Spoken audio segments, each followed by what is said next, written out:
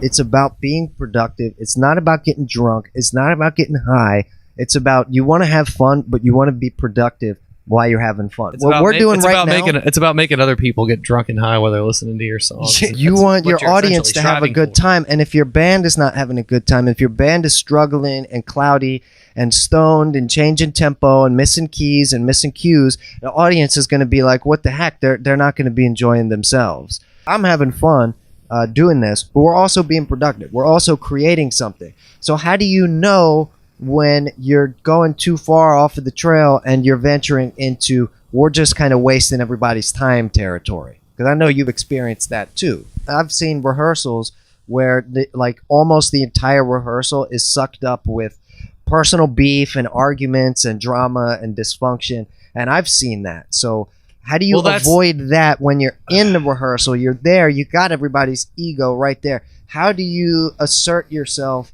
but not be mean and not be like a bossy mom? Well, I feel like the only way to avoid that, and this is something that I'm not saying that it's something that I necessarily ever had the gall to follow through with in my past failures, because like we're talking about, like you make mistakes before you know what should have been done. Hindsight is 20/20. Oh yeah. You're playing a 4-hour gig. Go through the 4-hour set. If you have any gripes about it, all of those should be met after you've gotten through the entire set. Because as soon as somebody starts talking about something negative and then the other guy disagrees, it's going to just keep spiraling into the entire rehearsal, just completely out of format. Especially when you got band members that start drinking and smoking, they start getting emotional about stuff, and you have to go with the opportunities and it's not to say that an alcoholic have. Can't be a good, like can't be a decent additive. No, absolutely. I've had like junkies that have made great musical contributions, but the problem happens when their habit gets in the way. Consistency and longevity. Yeah, if you're not consistent, if one day you're sick from a heroin withdrawal and you just can't sing and you just can't play and you're totally useless, then that shows that you're not being consistent. You can't maintain that. Right. And the human brain is such a delicate organ.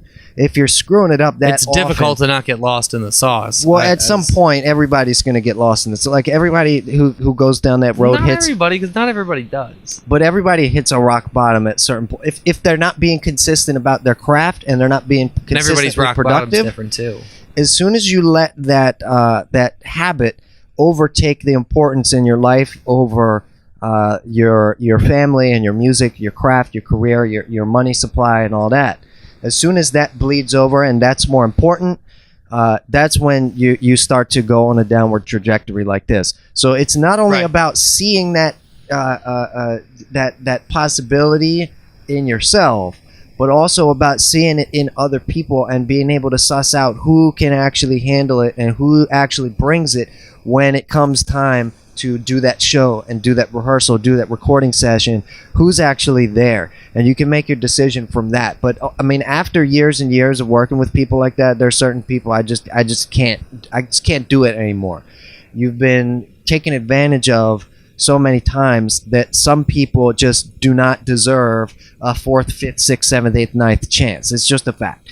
So I don't mean to be a wet blanket about this, but some people just don't deserve that last chance. Once you've been screwed over so many times, you can only deal with so much. You have to stand up for yourself.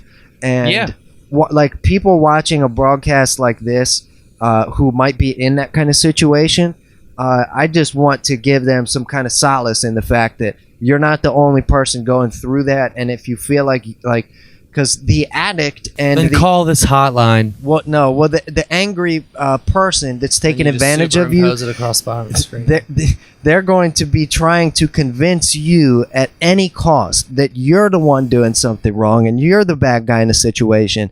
And yes, I think it's important for content like this to be out there for people to watch, to know that you're not actually the bad guy for trying to do something right and trying to improve the situation and trying to help everybody make more money. That's actually Surprisingly, not the bad thing to do. The bad thing to do is taking advantage of your time and taking advantage of your contributions to the group and not understanding the value that has. So I just want to make sure that we're reminding people that what they're doing does have value, even if they're doing it wrong and even if they're in the process of making a mistake.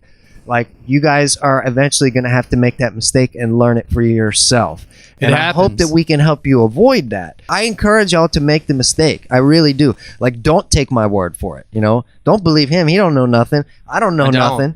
We don't know anything. All we know is what we've experienced. And so, like, make the mistake for yourself. Like, again, I don't want it to be that way. I don't want you guys to make mistakes and lose money. But sometimes, if you're going to ignore advice from somebody who's been there, then really that's what you deserve. But I tell my students this all the time. Don't be afraid of making a mistake. You make a mistake, you got to jump back in on that next bar. If you're on stage in front of an audience playing a Mozart concerto and you hit a bad note in the course of a 50,000 note run, you can't stop the whole 50,000 rail. Just skip it and keep going, and then remember that later and practice it. That's a way better way to deal with that, rather than let's stop all the presses and let the whole world know that I made a mistake and I feel bad about that, and the world is ending and the sky is falling and all that. It's not the end of the world. Keep playing, baby. Keep playing. It's going to be your only saving grace. Yeah. Make them forget by continuing. Well, I think that's make them forget that screw up by continuing to play. Yeah, I think keep playing is probably the best advice for this whole entire chat. Like, you got to keep playing. You got don't hate the player, hate the game, right? And in order to get that luxury, you have to actually be playing the damn game. So that's an important thing to do, is to actually be in the game. And a lot of guys writing YouTube comments about music videos and how great this song is and how crappy, how this song is so much better and this artist is falling off the map. Like, they don't know. It's not their song.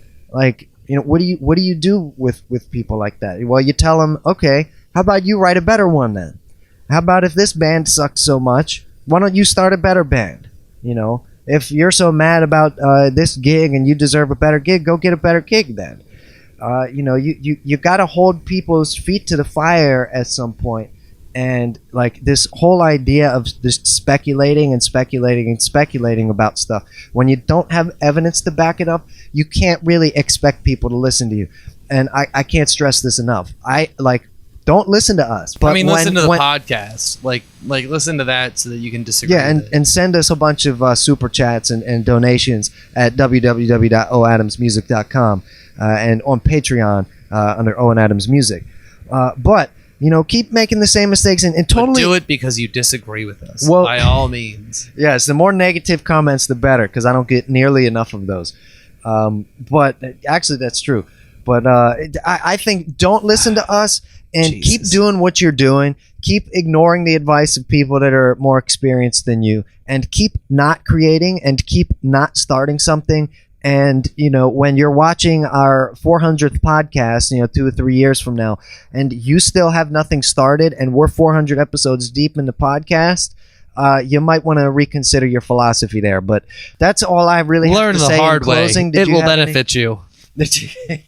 Well, I wouldn't go that far. It could, because the whole purpose of this talk is so that people don't have to do that. But some people are headstrong; they're going to ignore the advice of anybody because they just think they know better. We certainly were. We were certainly guilty of such things. And we might actually be reading some emails on a future episode of people who think this way, and kind of showcasing where they went wrong. But that's all I really have to say in closing. Listen to us or don't.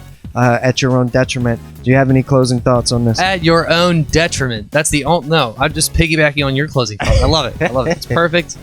This is the OC podcast, and we are signing out.